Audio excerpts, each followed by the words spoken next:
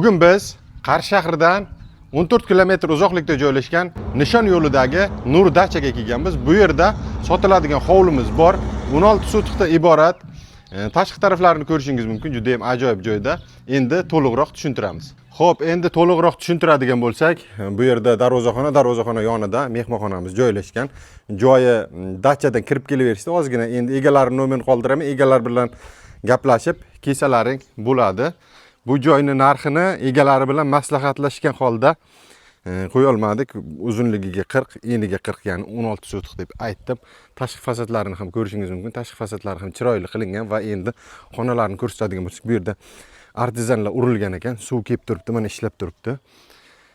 Hovuz, svet bor, gaz balon orqali ishlaydi.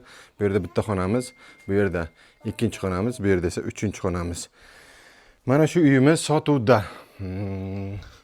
Tepalarga balor tashlangan.